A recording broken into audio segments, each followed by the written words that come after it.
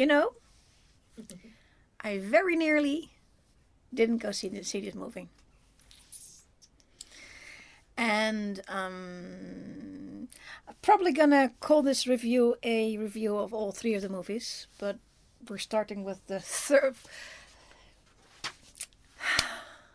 The reason I nearly didn't go and see number 3 was because of number 1 and number 2, which I did go and see. That's fair.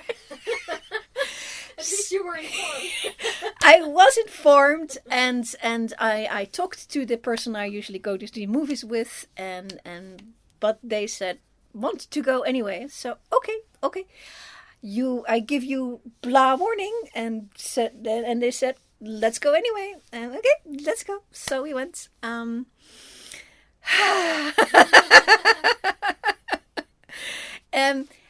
Of course, one likes to be right in predictions of movies. One just likes to be right. On the whole, yes. In this case, I would have liked to have been wrong.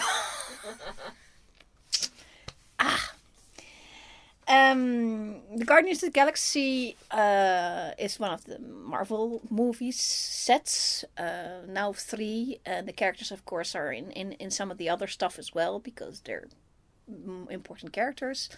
The first one was, I need to go and take a little sneak peek. It was co-written by Nicole Perlman and written by James Gunn. All the other ones are just written by James Gunn, directed by James Gunn. So it is a James Gunn thing. Also somewhat starring James Gunn, or at least Gunnies, and has his brother play one of the characters as well. On paper, these are wonderful characters, colorful and interesting because it's space, and there are a bunch of fun aliens that come together, and they sound like a lot of fun. They crack jokes. They crack jokes. They crack a lot of things. Jokes being one of them, yes.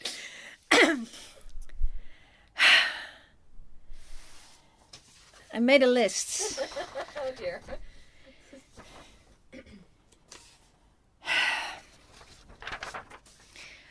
It's in brackets, almost in brackets.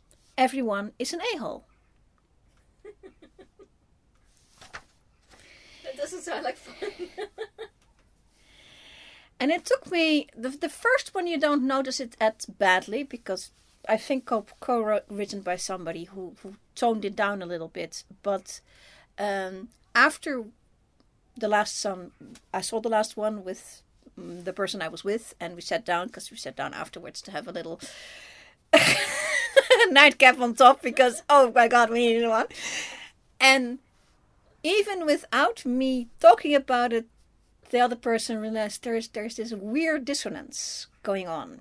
A dissonance between, you have a fun little bit of stuff going on, and suddenly you have everybody murdered. Or in the second movie, I noticed it there's a moment where one of the heroes systematically murders a group of pirates. They are bad pirates, yes, but the way he does it with a jointy little tune on top, he just murders them all. And that's this series in a nutshell. Something that should be fun and light-hearted, and then put a jolly tune on it, and then it turns out to be a murder sequence underneath. Is it satire? No, unfortunately no. I think he means this. And one of the reasons I absolutely forbade the Peanut Gallery to come to watch the second one. I didn't go and see it in the cinema. I got a DVD, but I watched it first and then said, yeah, no, that's not Peanut's not watching that, because the first one, like I said, is co-written by somebody and so toned down a little bit. But the second one, the dissonance, you have the main character was abducted into space. Every word I say about this movie is Oh, I go, oh yeah. Oh dear. He is abducted into space by a space pirate. And this is an... So pirates again. Is it a pirate series? Uh, Bad guys are always pirates. this pirate by the name of Yondu, which unfortunately you're going to hear a lot, is because he's young when he's abducted, he takes him on, but he's an asshole. Did I mention that everybody's an asshole in this thing? This Yondu is an asshole, but he's the only father figure this kid has, but he's an asshole. And so this kid becomes an asshole. The people around him are assholes. He grows up to be an asshole, and he only attracts either some of these aliens that he attracts. So Gamora, female asshole, still an asshole. She has good reason to be an asshole because she's been effed up by Thanos. She's one of the children of Thanos. He adopted her, messed her up, and she's an asshole. Then they run into Drax, who is from a planet who has been effed up by Thanos. His family was murdered, and that's very upsetting. All these things are very upsetting that happen to these people, but these are not definitive characters in any way, because he's also an asshole. He's just a different kind of asshole. He's he's an alien, but basically he's the autistic asshole. He misunderstands every phrase. He doesn't understand satire, and he acts like an asshole. Every time you touch this movie, you go, asshole.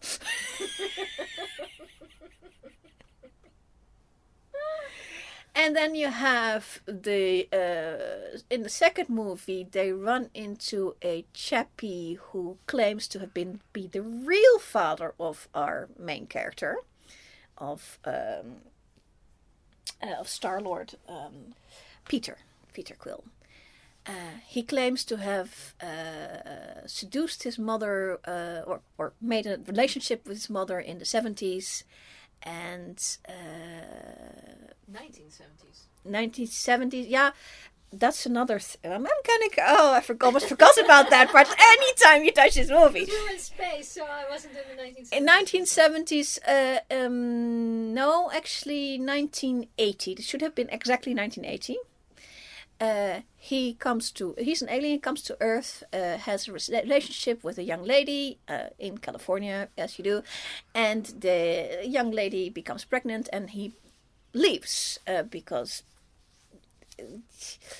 he doesn't quite explain that bit yet. And then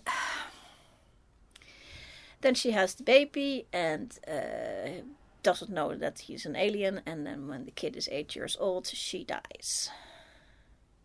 Very tragically. And then on that same day, he's kidnapped by Yondu. And turns out on the orders of Alien Dad. Because Alien Dad wants him to come. He always wanted him to come and do whatever, because he turns out to be a bad guy. And one of the two reasons why I didn't want you to see this movie specifically is that he's played by Kurt Russell. And yeah, it's hearts over there, and he's the bad guy. I'm sorry, he's the bad guy. He also caused the death of the mother. He's the bad guy. These movies. Mm-hmm. Other than that, the filming is awesome because they have the older Kurt Russell and they have the 1980 Kurt Russell, so they use every technology available to Marvel to rejuvenate him, and that part is gorgeous. Just don't watch this movie. Then another thing that really pisses me off about these movies, and that's incidental but not. So this kid is born in 1980. He left Earth 1988 with in his pocket a Walkman full with a mixtape on it full of music from his era. And they play this music all the time through the entire thing. I was... Sick of it? No, I was a little... No, oh no, I would wish, Oh. no. Oh, yeah. Because James Gunn is born in 1965. I am born 69. Yeah. And he put in the music of his time. It's all before 1977. There's not a single track from the 80s in there. Not a single one. I am from that age, from 80 to 88. We were listening. There is no Madonna in there. There is no Duran Duran in there. There is Pet Shop Boys. Depeche Mode. You too. Oh my god. nothing on there. This kid has a Walkman full of 70s music. And not for just from film number 1, but for film number 2 and for film number 3. For film number 3, we had one song that was out of time, and I have to look it up, but I think it's 1996. So you still lose. It's not 1980 to 1988. So, and every time, so I listen to so they have a scene, something.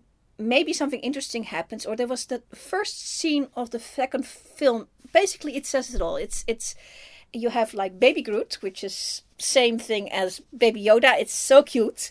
Reasons happened, doesn't really matter. It is so cute.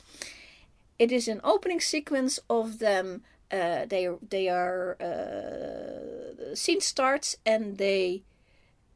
It's sort of filmed from Baby Groot, and Baby Groot is really, really, really very baby. He not understand nothing, and around him, they are fighting monsters. And Groot is just stepping over stuff and he's not noticing anything, and there's a jaunty tune, something from the 70s, because I don't know it, because I'm supposed to be in this Peter's. Time mate, but I don't know any of these songs. And so he's jauntily stepping around while the other people are fighting a really bad monster and getting mauled by it. Jauntily. This is this movie.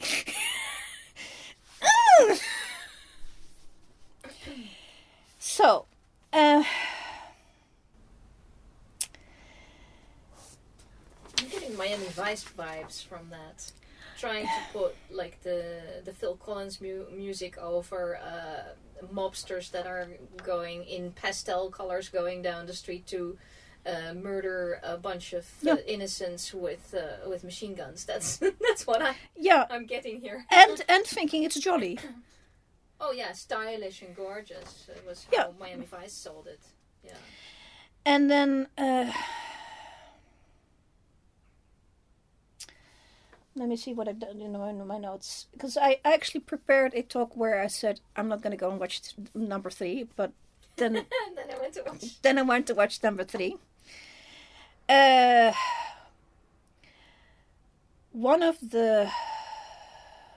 Another problem is just inconsistencies. Because the Guardians of the Galaxy is part of the Marvel Universe, they were also in the big Endgame epic in the Infinity War and Endgame, and they were integral to it. In Infinity War, one of their characters was murdered. Gamora was murdered in a way that she cannot be snapped back, because there was a snap and people disappeared, but she was murdered before that. And well, you can't have Guardians of the Galaxy without Gamora, because they're actually short on ladies, so I do understand that. So they want the lady back.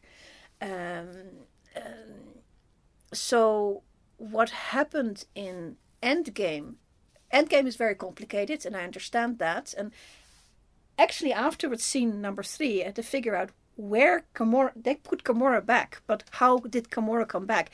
And the film doesn't explain it. In fact, they say, I don't understand it either, just try not to think about it, which is not fair. Gamora actually does come from somewhere, but the problem is Gamora, as she had developed, had become less of an asshole. And the one they got back was one from an earlier timeline. And guess what she is? Straight up. An asshole. Because that's what they want to show. This clearly what James Gunn wants to showcase. Yep. And then he absolutely needs to showcase the origins of Rocket. Rocket is a raccoon, or he started off as a raccoon who is medically modified. And yeah, earlier in the movies, the other movies, whatever had gone before there, it was bad. Do you want to see it? Absolutely not. What is he going to show us? Absolutely that.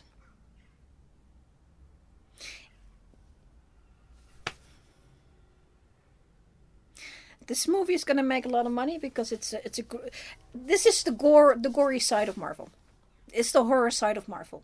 This is not. I don't like this. And I want to like. I on paper I like Peter Quill. I like all these characters, but the way, and it's the actors actually make it somewhat bearable. It's like Drax, the autistic character. That's a rotten role to have to play Drax, the person who always misunderstands every joke and thinks it's funny if somebody falls on their face. I mean, actually funny. Falls on their face and breaks their face, then he thinks it's funny.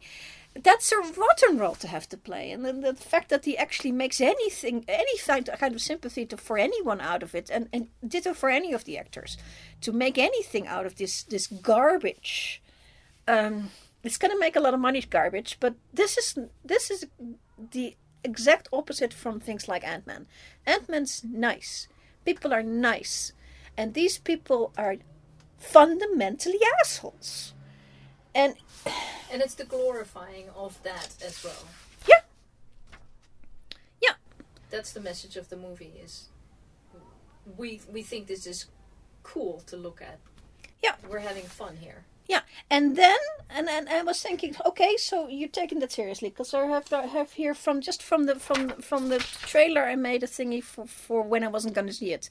So Rocket thinks it's funny thinks it's cool to just steal somebody's prosthetic leg to make it into a finger toy. That he thinks that's funny.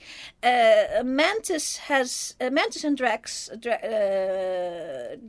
Drax is the autistic character, and Mantis is also autistic, but in a different way. Again, there are historical reasons for why they are that, and they are also aliens, but they are unlikable and 2D. That's what it comes down to. Gamora and her sister Nebula are Fubar. I wrote it down. Fubar. Fubar. Peter is a prat. He's just prat. He's just a prat. Groot is likable.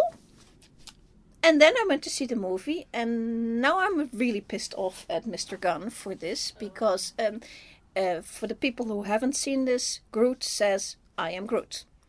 And he says it in a certain timbre, so and after a while you start to understand what he actually means by "I am Groot." And Van Diesel, who does the speech, he has to say "I am Groot" in about 1 million different ways. Yeah, and he does it very well. And now I was really pissed right at the end of number 3. Because the story is a found family story. Peter ends up in space with Yondu, and he's an asshole. Well, but it's his asshole. All the characters you've described they've lost their original family due to horriblenesses. And they found each other, and they sort of end up with each other because nobody else is going to put up with them. But that's the thing. And then right at the end, usually Rocket says Peter says something stupid. Rocket says something less stupid, and Groot says, "I am Groot." And right at the end of the last scene of the movie, he has him say, "I love you guys," instead in I'm Groot's in Groot's voice. Says Van Diesel say that, and my immersion is now bye. Yeah. Bye. Yeah. They broke the audience. You broke me. They broke me. They broke me. But I love you guys. What the fuck? Yeah. No. Oh, and the spacewalk. There's a yeah. Okay, the spacewalk. Here are my other notes. I have like 5 different note thingies because I prepped this a couple of times. The spacewalk, and here's my thing about spacewalks, because there is a spacewalk in the Star Wars number 8, the 8th one. Sure.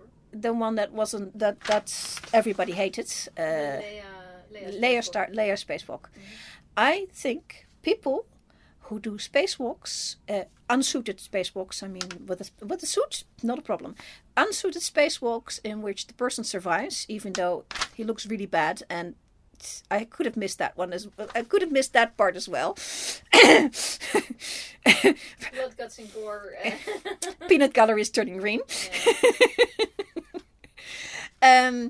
My theory is on people who do spacewalks without spacesuits, or directors who make them do spacewalks without spacesuits and they survive, is that they do not understand what sci-fi is. They fundamentally do not understand what sci-fi is and how it works. And I love you guys. Come on. Oh my god. Vreselijk. Spacewalks. I think probably you can just write this down. If you see a spacewalk in a sci-fi movie, it's probably not a good sci-fi movie. If you see one without a suit, it's a bad sci-fi movie. It's probably not even sci-fi. This is, and I think that he thinks he's doing a sci-fi. I think he thinks he's doing sci-fi. I'm saying he's doing a horror comedy. And I happen to like sci-fi and not horror comedies. So there's that. Well, you'll even settle for dystopian fantasy sci-fi, but not a horror comedy. Yeah. Because dystopian fantasy sci-fi can fit in the Marvel universe. Very easily. And that's what they appear to be doing. But it's not what they're doing. They're doing a bunch of assholes doing a dissonant horror comedy. And so I'm going to say, if they're doing a number 4, which is possible. I mean, this thing makes a lot of money. And they're going to keep doing that. It's popular for the people who it's popular.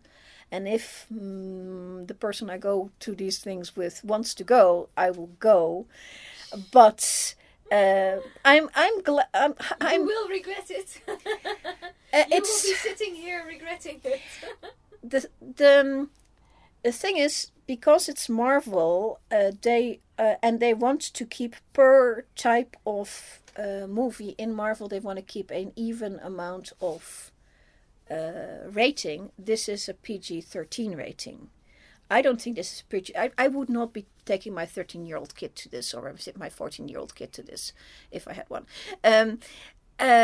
This is, but it's going to keep within a certain limit, because it doesn't want to be an 18 rating, because that you put yourself. An American movie puts themselves in a wrong bracket for making money, and since these things cost 200 million to make, they need to earn back 200 million or more. It did, and in spades. Yeah, but I would also want to put in there that a PG-13 with the amount of horrific scenes that you have described, and also the amount of disrespect for human life, or alien life as well, but for sentient creatures' life. I don't feel that is a PG-13. I feel that's a 16 plus, because you actually need to have a sense of what is morally right and wrong in order to appreciate that they're doing a satire on it. Because if you just watch it and straight up take the Groot is partying over a battlefield of dead people. But I think that James Gunn doesn't know he's doing a horror satire. He thinks he's doing sci-fi, and that's why, for some reason, they managed to con the world into doing a PG-13 rating. I actually checked. It's PG-13 for this last movie, which has a horror scene of rocket getting made into rockets, which is you'd absolutely. But the thing is, you don't actually see anything because it's all just below the edge of the screen. It's just the horror is here. It is in the knowing what is going on. And things like the Yondu storyline. A 13-year-old doesn't whiz past a 13-year-old that the horror is going on. It wouldn't have whizzed. So It wouldn't. Putting a parent next to the 13-year-old doesn't really help, you know.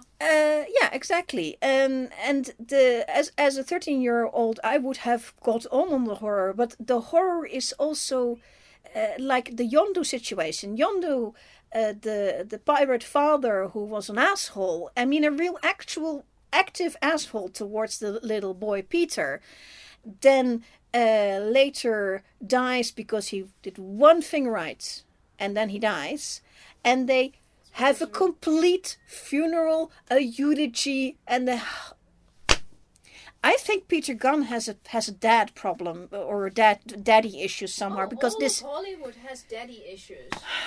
Like every. But do you have to have them all over me? Yes, they have them all over us, and they've been doing that for 50 years. Because Peter has two dads. He actually he has problems with both of them. and the mom is killed off. Yeah.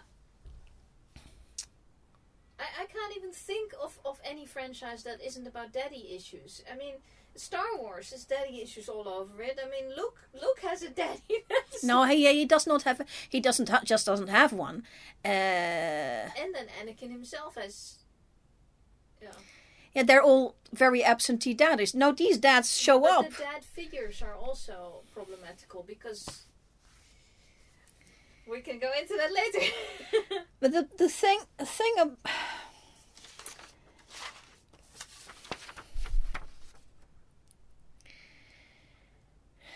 here.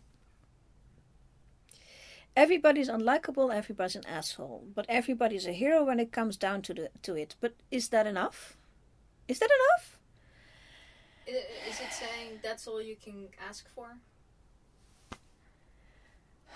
People don't have to be civilized? Yeah, well, they're absolutely, everybody who's off Earth is not civilized. These people would not be tolerated anywhere on Earth. And Peter, who left Earth when he was 8 years old, has like a warped sense of Earth, and then the sense of Earth he has is Earth 1977, which he was never there in because Mr. Gunn is in love with 1977. And it's like all these. It's not the one thing. It's all of these things together that really piss me off. If you had put in the right music, that would have helped. If you had one character who wasn't an asshole, that would have helped. If you had, I mean, that it can be a hard, tough sci-fi world, okay. But we didn't need to see how Rocket was made. We already know Rocket was made, and it's not going to be good. And I also don't want to find out how the dog... let me see if I can find the dog character's name. There's a new dog character who is from the comics. And she's also adapted. I don't want to know how she's made. Let me tell you now. I do not want to know how she was made. Okay? I will tell you that in the fourth movie they will tell you and show you in graphic detail. I don't know. I don't need to know that. I can take it as read. I can accept her the way she is. She's been manipulated. I understand. I don't need to see it. And I don't need to see a spacewalk just to see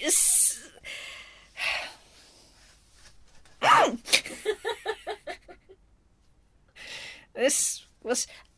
And the deceptive part is that it's a really handsome movie. It is pretty. It's Marvel pretty. It's got space. It's got action. The people are pretty. I mean, the Chris Pratt is a handsome dude, and Gamora. Let me see who. Zoe Saldaña, who I believe also played Uhura in the reboot of Star Trek, is a very, very pretty gal. Absolutely. And under all the makeup, Mantis is also a very pretty gal. And Drax, Drax is sort of square, but it's nothing wrong with him. And Groot is adorable. Groot is adorable. As a big dude, he's adorable. The only one who isn't unlikable is Groot. Let's make that clear. I don't have no idea why he stays with the group. I don't know. I don't understand why any of them stay together. And then because in film 1 and 2, Peter and Gamora had sort of come together as an item, but now because Gamora is gone. And the other Gamora is from before she met Peter. They're fighting again. And that's unlikable. I mean, not only are they unlikable, the relationship is unlikable. Why?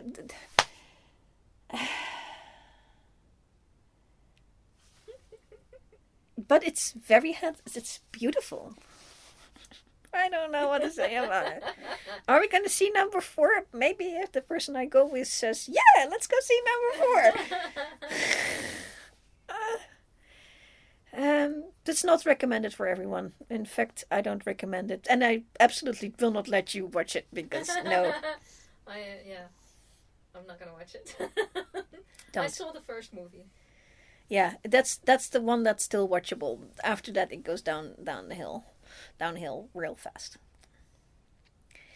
I was actually low-key very happy to hear that this may have been I was expecting everybody to die because people said it was going to be the last one. They have room for a number 4, so no, not even that. I think there are plans. I mean, if it's a horror, then it should end badly, right? Yes, everybody dead, please. Everybody dead, please. Should. But... Okay, they can make a funeral pyre out of Groot. I mean... the whole lore of Groot, that's another one of those things, is that the lores, because this guy is not a sci-fi person, he doesn't understand that you need to have proper thought about lore, and so the Groot lore is very strange from film 1, which is not surprising. It's a scene film 1 where it ends that Groot saves the day and becomes small slithereens, and then they plant one of the slithereens, and a little baby Groot grows out of it. But what about all the other slithereens? They should have planted all the other ones. Are there now 100 million Groots elsewhere? No, they weren't planted. Well, why didn't they? Maybe somebody did. Exactly. So, but we don't know enough about Groot to know. I mean, we know Rocket is a construct. We know that Mantis is a construct. I think she's probably also she was constructed, but in a completely different way, not in a bad way. I think. Drax is from a planet that's been destroyed, so he's the only one. And Peter is half human and half whatever Ego was. Possibly very mighty, but he's not showing any signs of it. So he's basically, in film 2, he becomes, now you're half whatever Ego is. Oh, Ego is a god, so you're half a god. And what does it mean? Absolutely nothing at all. Maybe because now you can do a spacewalk? Is that it? Basically, number 3 shows that the only thing he has over anybody else is that he can do a spacewalk and survive. Which, you already know my opinion about spacewalks. He also had no tether, so he's just...